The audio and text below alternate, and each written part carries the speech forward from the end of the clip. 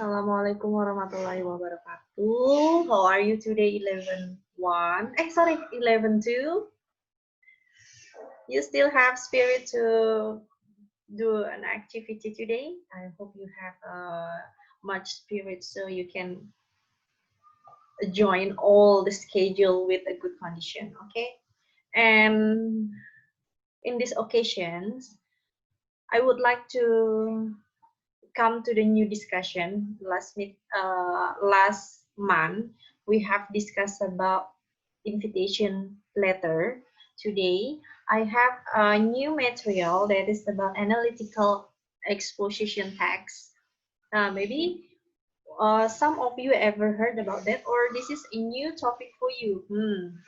Okay, if this is new topic for you, I would like to um, explain to you what is analytical exposition text. Okay, and so I would like to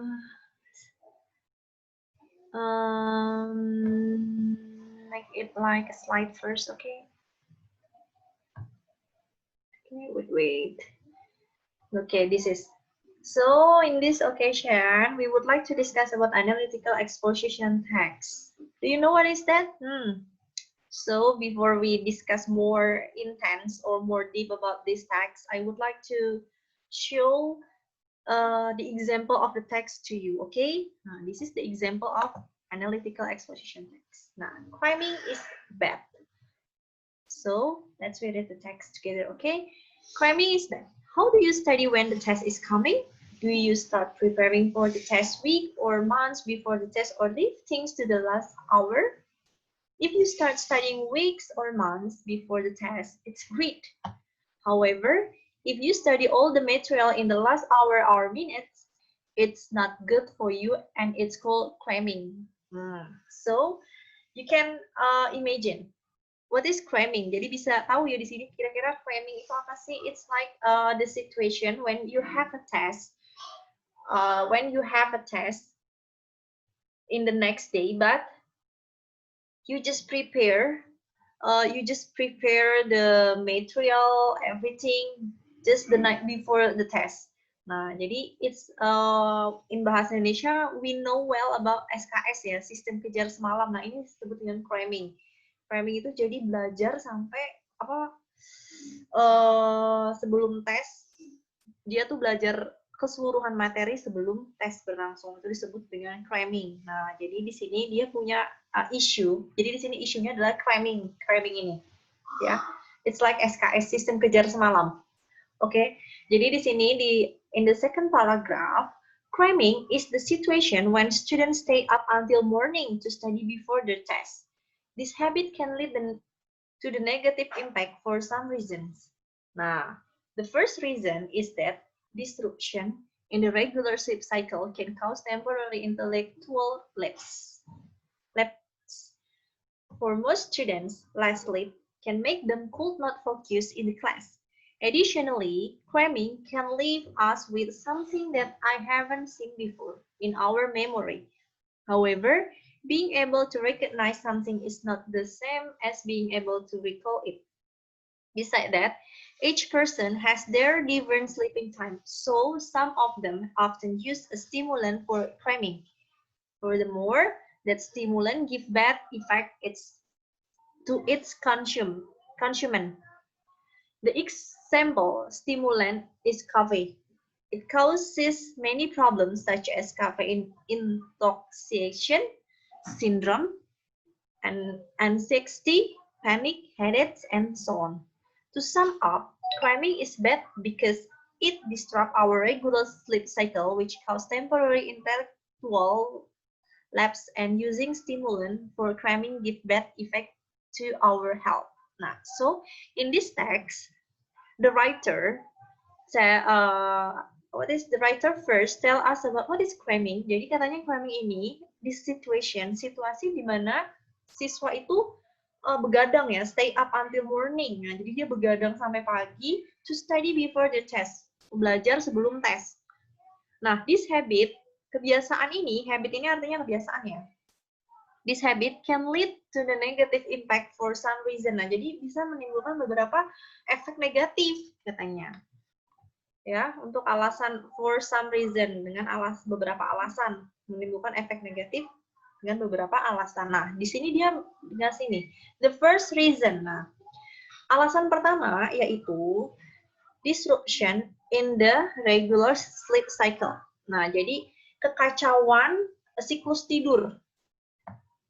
Yang mana can cause, yang mana ketika siklus tidurnya itu kacau, berarti dia menyebabkan temporarily intellectual lapse. Jadi kehilangan kecerdasannya sementara. Jadi mungkin nggak bisa konsen ya maksudnya. Nah, for most students, untuk kebanyakan siswa, less sleep can make them could not focus in the class. Nah, kurang tidur itu membuat mereka itu tidak bisa fokus di dalam kelas. Nah, it's like you deh, when you feel sleepy, can you accept or absorb the material good? Can absorb the material well? I think it's impossible when you feel sleepy. Jadi ketika kamu merasa ngantuk kan, kayaknya nggak mungkin banget kamu bisa menerima pelajaran dengan baik, ya. Additionally, nah sebagai tambahan, cramming can leave us with something that I have seen before in our memory. Nah, jadi katanya bisa meninggalkan, jadi bisa menghilangkan memori kita ya. Cepat lupa. However, being able to recognize something is not the same as being able to recall it. Nah, jadi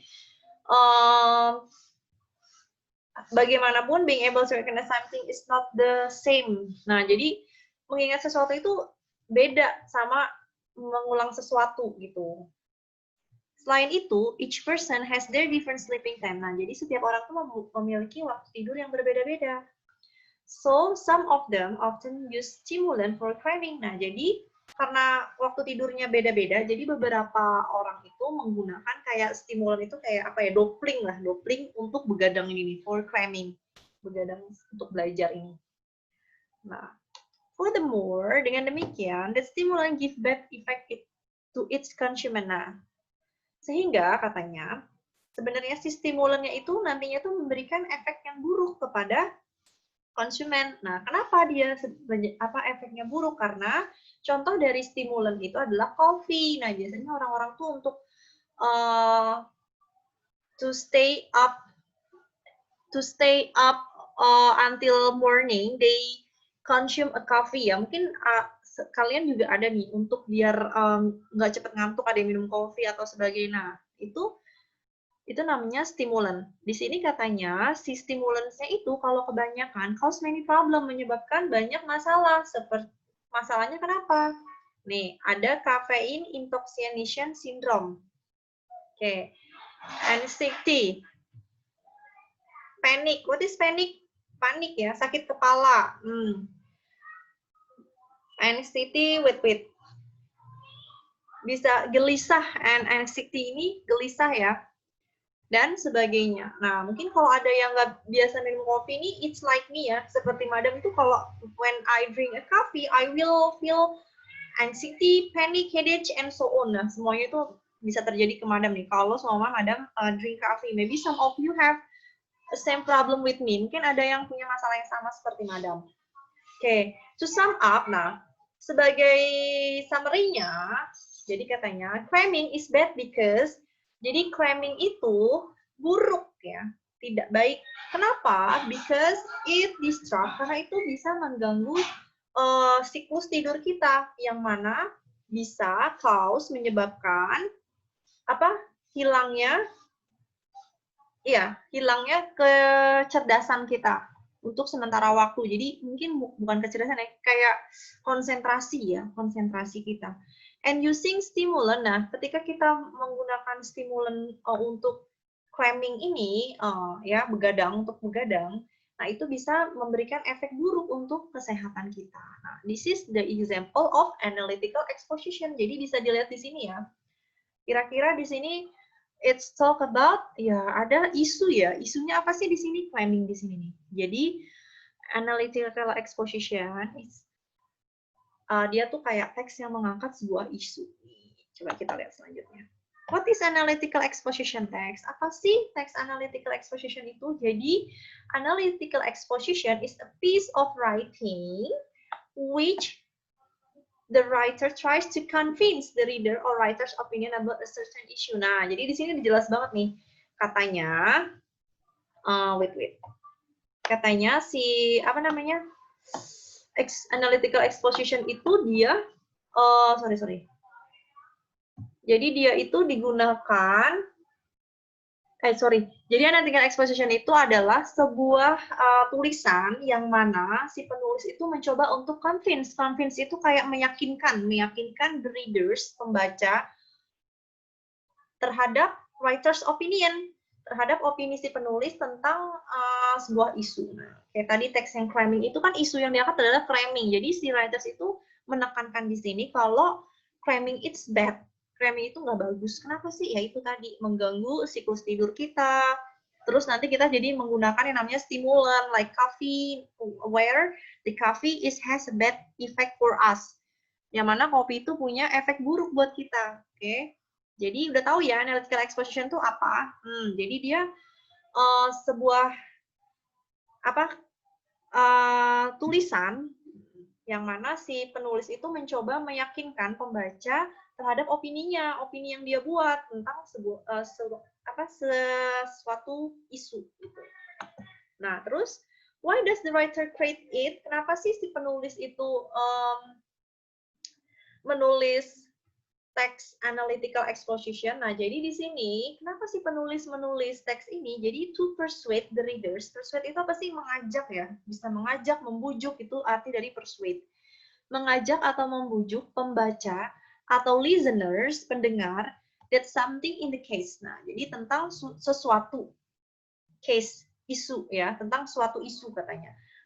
Apakah itu yang good, bad, baik, buruk, penting, yang membahayakan, atau yang beneficial, yang menguntungkan dan sebagainya. Pokoknya semua isu deh yang lagi hits bisa diangkat di sini di text analytical exposition. Kayak for example nih, when we talk about boarding school, itu the issue that we can show up, it's like the use of mobile phone. Itu kayaknya tuh bakalan jadi hal yang menarik banget ya, penggunaan handphone di boarding school. Nah, itu pasti udah banyak banget yang menolak itu. Atau smoking in public area, merokok di area umum. Nah, itu kan smoking di public area itu kan termasuk sebuah isu ya. Nah, nanti di situ kamu can give your arguments. Oke, jadi di sini kenapa sih penulis membuat teks itu? Jadi dia to persuade, untuk membujuk, mengajak si pembaca untuk setuju. Ya, bukan setuju sih, untuk pokoknya ya setuju sama pendapatnya gitu. Oke, next kita lihat nih the text organization. Nah, jadi when you want to create an analytical exposition text, so the first thing that you have to write there is thesis. Nah, jadi tadi di paragraf awal itu kita bisa bilang dengan tesis. What is thesis? Jadi tesis itu indicate the topic and end with the reasoning or proof of the statement. Nah, jadi katanya tesis itu yang mengindikasikan topik. Jadi ada cerita-cerita yang menggiring nanti ke topik yang akan kita bahas ya. Kayak tadi kan, bagaimana kalau kamu mau tes? Apakah kamu belajar 1 bulan atau 2 bulan sebelumnya atau 1 malam di menit-menit akhir gitu kan? Nah, itu namanya tesis ya. Jadi ada tesisnya dulu pertama. Oke, and then baru di situ ada arguments. Apa sih arguments? Pendapat. List reason, fact or statistic or provide example. Nah, jadi argumen ini berisi tentang alasan, fakta, atau sebuah statistik, atau bisa juga dia selain ada statistik, dia juga dilengkapi dengan contoh ya. Provide example, dikasih contoh nih biar lebih clear, jelas. And then the last part adalah reiteration. Reiteration. What is reiteration? Jadi restate the thesis statement. Nah, jadi pengulangan kembali si thesis statement. Jadi statement yang ada di tesisnya tadi. Or draw a conclusion, atau bisa juga dia berupa kesimpulan dari argumen-argumen yang tadi sudah kita sebutkan. Oke.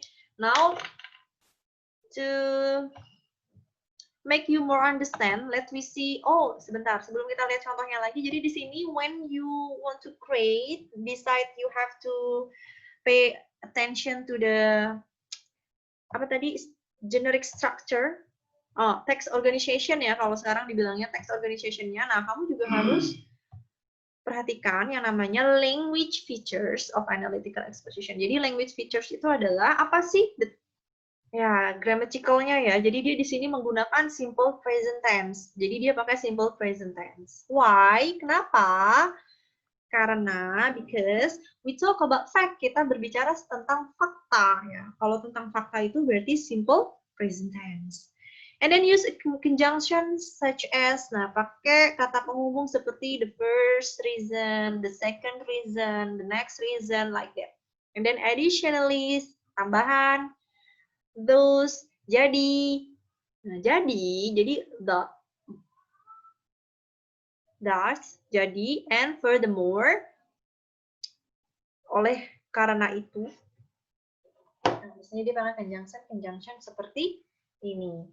Oke. Untuk menghubungkan setiap ide. Oke. And then furthermore selanjutnya ya, furthermore itu selanjutnya. Jadi, nah, kita lihat di sini. Framing is the bad. This is the title. And then where is the thesis? Nah, ini nih. Okay, I would like to have a pen. Sebentar, Madam pengen coret-coret nih di sini. Nah, jadi the first paragraph, nih paragraf pertama ini nih yang kita sebut dengan what is thesis. Jadi dia, nah ini dia tesisnya. Kenapa? Oke, karena tadi ada openingnya dulu nih yang menggiring nanti kita ke tema kita nih. Jadi di sini kita disebut, nanti akhir-akhirnya dia menyebutkan framing. Ya, this is thesis.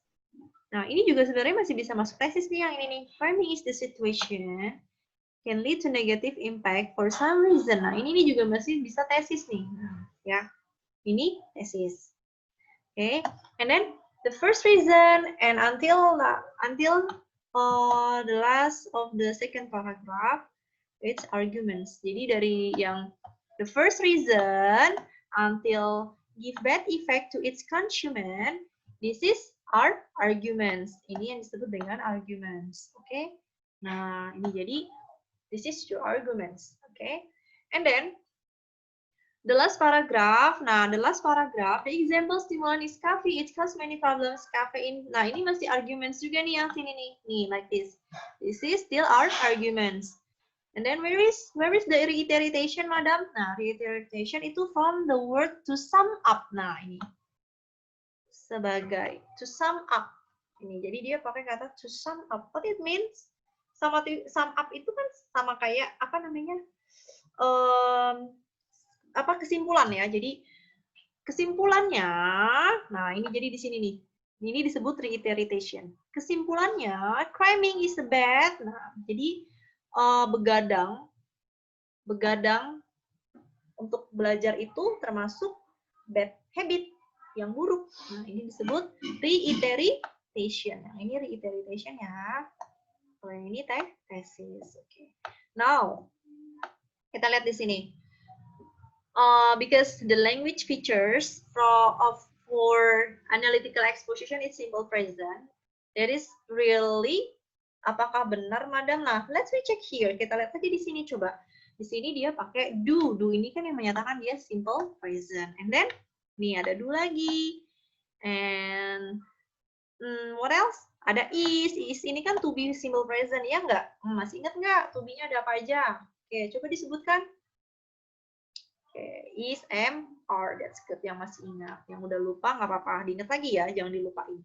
Nah, ada kata stay up. Nah, stay up ini kan verb one. Kata kerja pertama. Tuh. Ya. Semuanya pakai simple present. It causes. Causes itu juga verb ya. Verb one. Ini. Dia juga verb one. Jadi, it's true. Benar adanya kalau analytical exposition itu pakai apa? Simple present. Okay.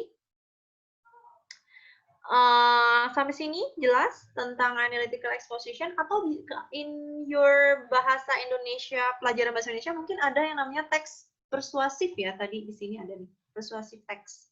Jadi simple analytical exposition itu sama dengan persuasif teks. Biasanya dia kalau dalam bahasa Indonesia dibilangnya persuasif teks.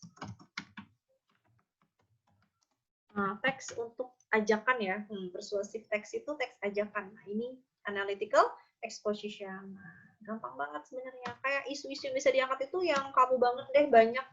Kayak misalnya apa nih? Penggunaan apa nih? The use of internet, penggunaan internet for children. Nah, penggunaan internet bagi anak-anak itu gimana sih menurut kamu? It's bad or good gitu? Bagus atau buruk nih? Every person has their opinion ya. Jadi setiap orang tuh punya opini dan itu nggak salah, nggak salah. Ya, jadi kalau kamu bilang itu bagus, because help them to browse something for their learning process. Jadi bisa untuk apa? Mencari sesuatu untuk pembelajarannya gitu. Tapi ada yang say it's bad, buruk. Kenapa? Because they can search something that is not suitable for their age gitu. Jadi mereka bisa search sesuatu yang tidak sesuai dengan umur mereka. Nah, itu bisa. Jadi every person has their own reason for their theme. Nah, jadi mereka tuh punya alasan masing-masing untuk tema mereka gitu. Jadi nggak ada yang salah di sini. Nah, untuk persuade, untuk mengajak atau meyakinkan readers, nah, some writers, beberapa penulis itu memberikan example, contoh, nah, atau bukti gitu ya, untuk meyakinkan tulisannya. Until here, do you have any questions? Apakah ada pertanyaan tentang analytical exposition? Sebenarnya kalian mungkin udah ada yang pernah ketemu teks kayak gini ya, but you don't know what is the name of the text. Tapi nggak tahu nih apa nama dari teksnya. Sebenarnya pasti udah sering ketemu teks yang seperti ini. Oke, cuman belum tahu saja. Now you have known about that. Okay, now please decide a topic. Still in your group ya, masih di grup yang sama, your English group. Choose one topic, pilih salah satu topik.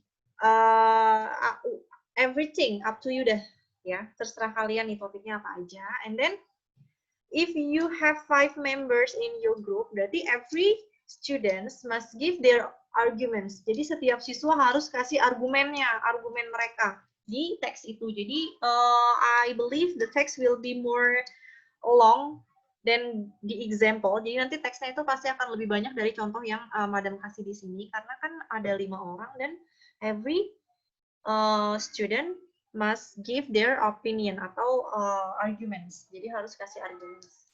Nah, kayak yang kemarin tuh bisa yang materi kita pas PPS. Manakah yang lebih penting, uang atau waktu?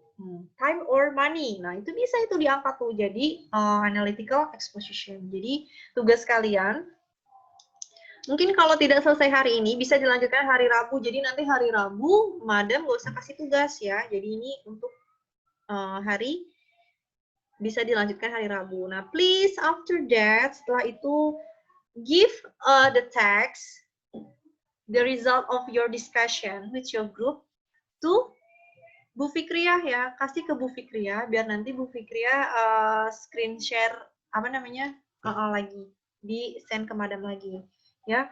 Jangan terlalu lama ya Madam menunggu, karena tidak enak menunggu itu. Oke, jelas ya sampai sini. Jadi tugasnya adalah pilih tema, terserah kalian. Terus setiap anggota kelompoknya give their arguments, kasih arguments. Nah, nanti setelah itu dibuat reiteration-nya. Jadi kan tadi yang pertama ada apa? Tesis. Nah, ini dibikin nih kata-katanya nih yang nantinya mengacu ke tesis. Digiring opini kita. Nah, biar jadi nanti ada yang namanya tesis. And then ada apa lagi? Arguments. Nah, di sini arguments-nya karena banyak, boleh lebih dari satu paragraf ya. Jadi setiap arguments dibikin satu paragraf itu boleh. Arguments.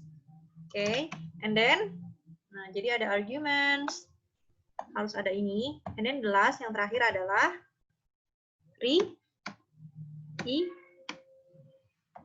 reiteration ya.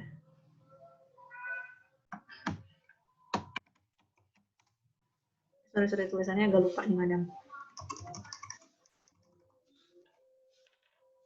Wait, sebentar. Reiteration. Jelas ya untuk tugasnya?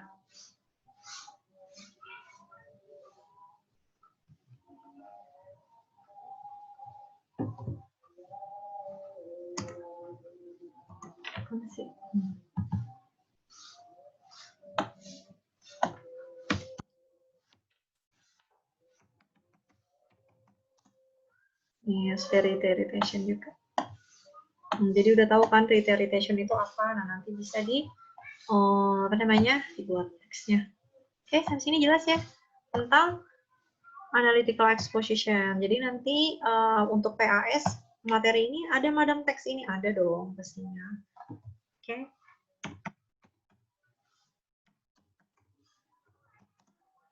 Oke, ini. Jadi harus ada tesis, arguments, dan reiteration. Argumentsnya ini setiap members of group must give their arguments about the topic, ya. Masing-masing dari kelompoknya, anggota kelompoknya harus kasih argumen mereka.